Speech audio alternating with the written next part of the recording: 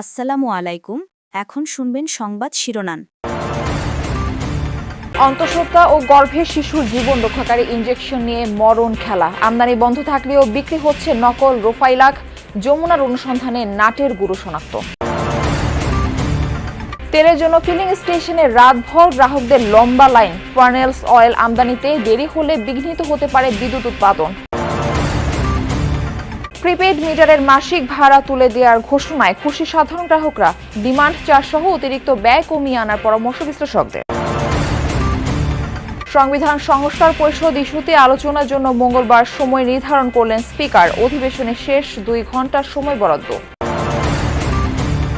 দেশে হঠাৎই হামের প্রাদুর্ভাব, টিকাদানে শিথিলতা আর স্বাস্থ্য সহকারীদের আন্দোলনকে দুষছেন সংশ্লিষ্টরা। রোগীর চাপ সামলাতে হিমশিম অবস্থা। ইসরায়েলের শিল্প এলাকায় ইরানি হামলা, রাসায়নিক ছড়িয়ে পড়ার আশঙ্কা। পেট্রোকেমিক্যাল প্ল্যান্টে চালানো অভিযানে বিদ্যুৎ বিচ্ছিন্ন তেহরান। আসসালামু আলাইকুম। এতক্ষণ দেখছিলেন সংবাদ শিরোনাম, এখন দেখবেন বিস্তারিত। আমদানি বন্ধ, তারপরও বিক্রি হচ্ছে ফার্মেসিতে। আদতে আসল নামে সয়লাভ, নকল ইনজেকশন। আরও ভয়াবহ তথ্য, হিউম্যান এন্টি-ডি ইমিউনোগ্লোবিন ইনজেকশনটি ব্যবহৃত হয় অন্তঃসত্ত্বা নারী ও গর্ভের শিশুর জন্য। মানুষের প্রাণ নিয়ে ভয়ঙ্কর এই খেলায় মেতেছেন আমদানিকারক প্রতিষ্ঠানেরই এক কর্মকর্তা। নকল ইনজেকশন বিভিন্ন হাসপাতালে সরবরাহ করা হলেও মাথা ব্যথা নেই কারো। রাজধানীর শাহবাগের মেডিকোজ ফার্মেসি ক্রেতা সেজে দেখা যাক হিউম্যান এন্টিডি ইনজেকশন কেনা যায় কিনা। এবার যমুনার ক্যামেরা দেখে অপ্রস্তুত হয়ে গেলেন দোকানি। ভাই একটু রাখেন না, আমি কথা বলতেছি না। দ্রুত কেড়ে নিয়ে লুকিয়ে ফেললেন প্যাকেটটি, চেষ্টা করলেন পালিয়ে যাওয়ার। আমি নষ্ট তো আপনি তো আমি নষ্ট হবে তো। আচ্ছা আমি একটু কথা বলতে দেন।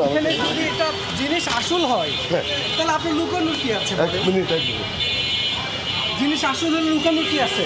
বের করেন, লোকাল একটা বের করেন। আপনি সমিতি অফিসে আসেন। না, সমিতির অফিসে না তো, আপনি এটা বের করেন। কোথা আপনি সমিতির অফিসে আসেন? আমি কথা শুনি না। এটা কোথা থেকে নিয়ে? আমি মিটফোর্ড থেকে আনছি ভাইয়া। কলেজ গেটের বুশরা ফার্মেসিতে প্রেসক্রিপশন দেখিয়ে জানতে চাই হিউম্যান অ্যান্টিডি ইনজেকশন আছে কিনা।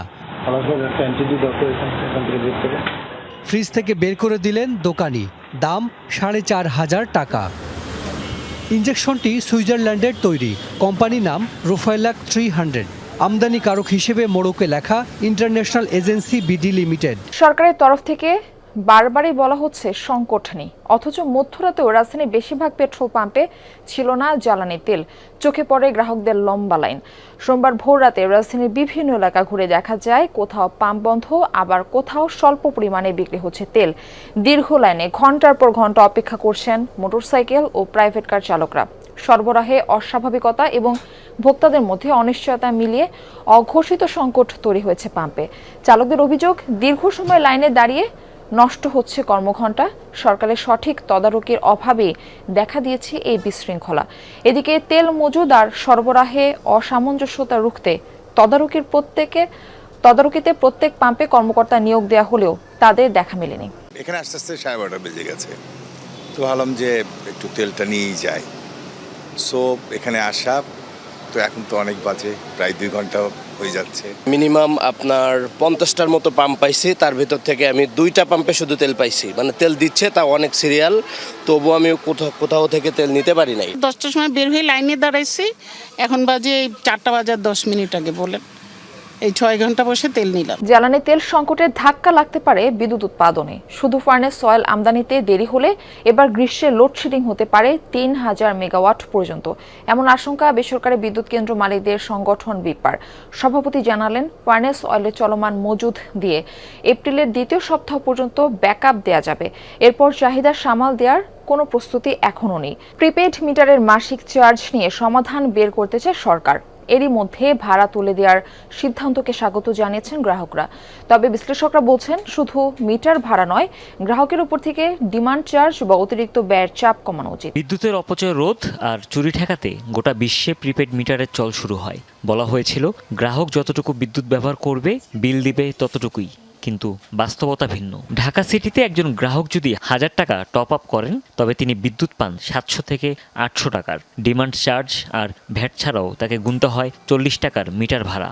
মিটারের দাম শোধ হয়ে গেলেও এই খরচ থেকে মুক্তি নেই দেশজুড়ে 50 লাখের বেশি প্রিপেইড গ্রাহকের। বিদ্যুৎ গ্রাহকদের এই বাড়তি খরচ কমানোর চেষ্টা করছে সরকার। এরই মধ্যে প্রিপেইডের মাসিক চার্জ নিয়ে সমাধান বের করার কথা জানিয়েছেন বিদ্যুৎ ও জ্বালানি বিষয়ক মন্ত্রী। শুধু মিটার ভাড়া তুলে দিলেই সাধারণ ঘরবাড়ি বা ছোট দোকানপাটে যেখানে সিঙ্গেল ফেজ মিটার ব্যবহার করা হয় সেখানে সাশ্রয় হবে 480 টাকা। আর শিল্প কারখানা বা বড় প্রতিষ্ঠানে 3 ফেজ মিটারে বাঁচবে 3000 টাকা পর্যন্ত। সংবিধান সংস্কার পরিষদের অধিবেশন ডাকা নিয়ে বিরোধী দলের নোটিশের উপর 31 মার্চ 2 ঘণ্টা আলোচনার সূচি ঠিক করেছে জাতীয় সংসদ। রোববার অধিবেশনের শুরুতে গণভোট ও জুলাই সনদ বাস্তবায়নে আলোচনার জন্য সংসদে নোটিশ দেন বিরোধী দলীয় নেতা ডাক্তার শফিকুর রহমান। তবে এই নোটিশের উপর কখন আলোচনা হবে তা নিয়ে সরকারি ও বিরোধী দলের মধ্যে তুমুল বিতর্ক হয়। দুপুর 3টায় জাতীয় সংসদের প্রথম অধিবেশনের মুলতবি সভা শুরু হয়। স্পিকার হাফিজউদ্দিন আহমদের স্ত্রীর মৃত্যুর কারণে এদিন প্রথমবারের মতো সংসদ পরিচালনা করেন ডেপুটি স্পিকার কায়সার কামাল। শুরুতেই প্রশ্নোত্তর পর্বে সংসদীয় এলাকার সমস্যা ও সরকারের উন্নয়ন পরিকল্পনা জানতে চান সংসদ সদস্যরা। বাংলাদেশের সর্ববৃহৎ জলপ্রপাত মাধবকুণ্ড সূচি অনুযায়ী 71 বিধিতে এরপর আলোচনা শুরু হওয়ার কথা থাকলেও বিরোধী দলীয় নেতা ডাক্তার শফিকুর রহমান জুলাই সনদ ও গণভোট বাস্তবায়ন নিয়ে আলোচনার জন্য স্পিকারের কাছে দেওয়া নোটিশ নিয়ে কথা বলার সুযোগ চান, যা নিয়ে আপত্তি তোলেন সরকার দলীয় চিফ হুইপ। সংবিধান সংস্কার পরিষদের অধিবেশন আহ্বান প্রসঙ্গে এই বিষয়টি আলোচনার জন্য উত্থাপিত হলো, আপনি আলোচনার জন্য মঞ্জুর করবেন। পরে স্পিকার বিধি অনুযায়ী দিনের শেষ ভাগে এ নিয়ে আইনমন্ত্রী ও স্বরাষ্ট্রমন্ত্রীকে বক্তব্য দেওয়ার সুযোগ দেন। বিরোধী দলীয় নেতার নোটিশকে অবৈধ বলে আখ্যায়িত করেন তারা।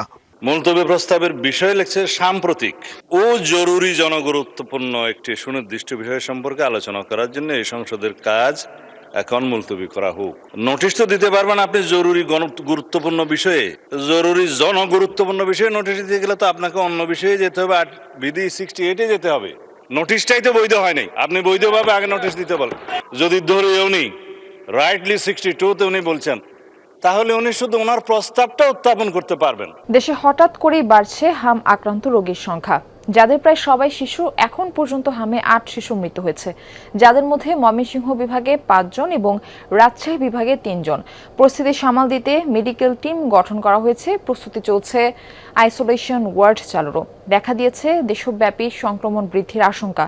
প্রশ্ন উঠেছে, হঠাৎ কেন বাড়ছে হামের প্রকোপ? কোনো শরণার্থী শিবির নয়, এটি ময়মনসিংহ মেডিকেল কলেজ হাসপাতালের শিশু ওয়ার্ড। এখানেই চিকিৎসা নিচ্ছে হামে আক্রান্ত শিশুরা।